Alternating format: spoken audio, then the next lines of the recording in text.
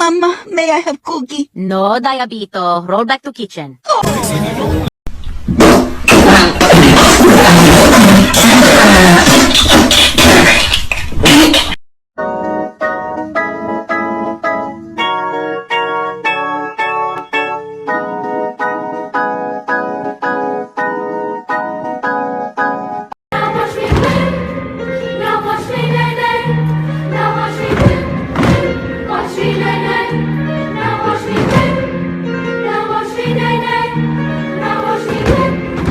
Want a snack without getting cheesy fingers?